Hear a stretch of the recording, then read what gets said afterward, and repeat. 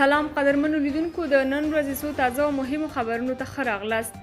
د ګلبدین حکمتیار په مشرۍ د حزب اسلامي پلویانو په کابل ښار کې خپل لاریون پیل کړ. د حزب اسلامي پلویان نن په کابل ښار کې عمومي واټونو ته راوتي او له ځان سره بیلابیل شعارونه لیږدوي او د خپلو غوښتنو په عملي کېدو ټینګار لري.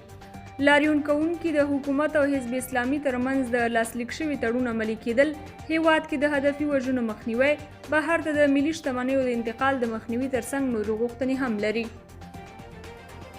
ولسمشر غني وایي که د سولې روان بهیر ناکامه کېږي نو پاکستان ته به یې د بل هر هیواد پرتله ډیر زیان رسیږي. نوموړي تېره ورځ د ایکو سازمان سرمشریزې ته په خپله وینا کې وویل پاکستان په افغانستان کې تلپاتې سولې راوستو کې مهم رول لوبولی شي. ولسمشر غني وویل د افغانستان د راتلونکي خوندي کولو لپاره باید نړیوال او سیمه ییز تضمین موجود وي. هغه زیاته کړه چې اوس د یو سیاسي جوړجاړي له لارې افغانستان ته د سیاسي ثبات راوستلو طلایي فرصت دی. نوموړي یو ځل بیا ټینګار وکړ چې افغانستان کې د اساسي قانون برلاسي او د یو منظم سیاسي بدلون لپاره یو اړین شرط دا دی چې د نړیوالې ټولنې په مرسته او تر څارنې لاندې دې هیواد کې راتلونکي ولسمشریزې ټاکنې ترسره شي. د ایکو سازمان همدې سرمشریزې ته د پاکستان لومړي وزیر عمران خان هم وویل چې افغانستان کې سوله د ایکو سازمان هیوادونو او سیمه کې د ثبات او اقتصاد پرمختګ لپاره اړینه ده. نوموړي هیله وښوده چې د افغان سولې لپاره روانې خبرې به مثبته پایله ولري. پخواني ولسمشر حامد کرزي د هیواد د دښمنانو لخوا د افغانانو ترمنځ د نفاق د رامنځته کولو د دسیسې په اړه اندېښنه ښودلې ده.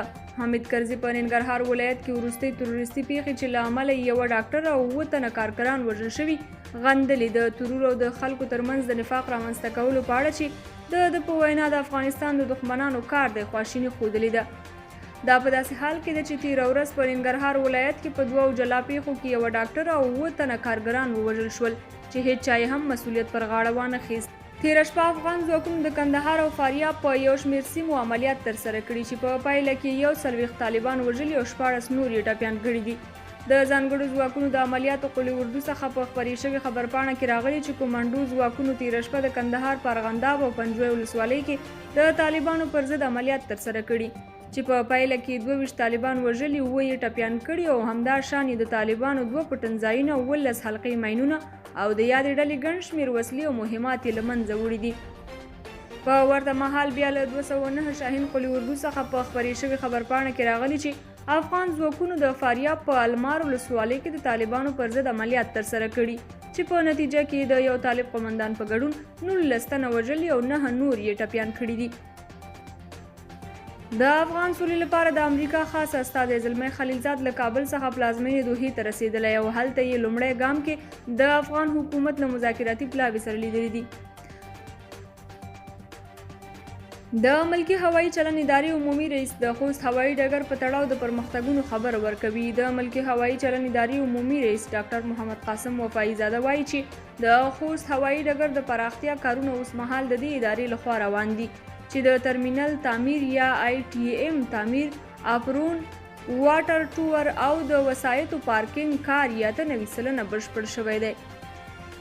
د خوست هوایي ډګر چې د هیواد په جنوب ختیځ کې له لوی هوایي ډګرونو شمیرل کېږي، ملکي هوایي چلن اداره وایي چې د نوي 1400 کال په پیل کې به د پاتې برخو کار په بشپړېدو سره پرانیستل شي او نړیوال پروازونه به ترې شروع شي.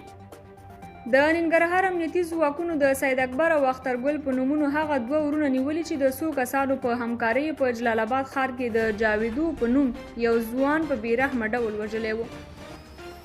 جرمني وایي له افغانستانه د بهرنیو ځواکونو وتل باید مسؤلانه وي. جرمني وایي نړیواله ټولنه باید له افغانستان څخه په بیړه د بهرنیو سرتیرو د وتلو مخه ونیسي. د جرمني د بهرنیو چارو وزیر هایکو ماس دغه هیواد په پارلمان کې ویلي چې په افغانستان کې د بهرنیو ځواکونو ماموریت باید په مسؤلانه ډول پای ته ورسول شي او په وینا یې له دغه هیواد څخه په بیړه د سرتیرو ایستل کېدای شي د طالبانو په ګټه تمام شي. ماس همدارنګه د افغان حکومت او طالبانو ترمنځ اوسني مذاکرات د سولې ټینګېدو لپاره وروستی چانس بللی او ویلي دي چې دغه فرصت باید له لاسه ورنه کړل شي. د جرمني د بهرنیو چارو وزیر ویلي چې په افغانستان کې د نړیوالو سرتیرو حضور د فشار یو تر ټولو مهمه وسیله ده چې په وینا یې طالبان له نړیوال فشار پرته د یو سیاسي هواري لپاره د جګړې پای ته رسېدو ته حاضر نشي. نوموړي وویل چې له افغانستان څخه د بهرنیو سرتیرو وتل به د دې لامل شي چې طالبان د سولې خبرو پر ځای جګړې ته دوام ورکړي. په افغانستان کې د استئناف یوې محکمې د کابل پوهنتون د تروریستي حملې د عامل او طرح د اعدام حکم تایید کړ. د افغانستان د سترې محکمې ویاند احمد فهیم قویم تیر ماښام ازادي راډیو ته وویل چې د عادل د اعدام حکم په بګرام زندان کې د تروریستي جرایمو د څېړنې د استئناف محکمې لخوا تایید شو. ښاغلي قویم زیاته کړې د کابل پوهنتون د تروریستي حملې عامل او طرح عادل چې په آرش او طلحه مشهور و مخکې اړوند ابتدایي محکمې په اعدام محکوم کړی و. دا حکم اوس د استئناف محکمې لخوا تایید شو. د روان کال په لړم میاشت کې پر کابل پوهنتون خونړی برید چې مسؤلیت یې داعش ډلې ومانه 22 کسان ووژل او له 40 زیات یې نور ټپیان کړل. د سترې محکمې ویاند ښاغلي قویم همداراز وایي چې استئناف محکمې د عادل یو بل ملګری عبید الله هم چې په حماد مشهور و په نورو تروریستي جرمونو کې د لاس لرلو له کبله په اعدام محکوم کړی دی. امریکا وایي ایران به پر اټومي موضوع خبرو ته ستون شي. امریکا هیله ښودلې چې ایران به پر اټومي موضوع ګټورو خبرو ته ستون شي. امریکا وروسته تر دې هیله ښودلې چې د واشنګټن اروپایي شریکانو موافقه وکړه چې د اټومي انرژۍ په نړیواله اداره کې پر تهران د سانسور پلان لغوه کړي. د امریکا د بهرنیو چارو وزارت ویاند نیډ پرایس وویل واشنګټن خوشحاله دی چې ځکه له هغې چې ایران د 2015 میلادي کال اټومي موافقې د راتلونکي په باب ځینې هڅونکې اشارې ورکړې نو اروپایي شریکانو هم موافقه وکړه چې پر ایران له نیوکو لاس واخلي. پرایس وویل واشنګټن به په پوره لیوالتیا د ایران قوي ارادې ته په تمه دي څو داسې لارې چارې غوره کړي چې د باوري او کوټلي پرمختګ سبب کیږي. قدرمنو کتونکو دا د دې مهال مهم خبرونه تر بیا نور خبرو چې تاسو په حضور کې حاضرېږم تر هغې مو په پاک او بخښونکي خدای سپارم. تر بیا ښې شېبې ولرئ.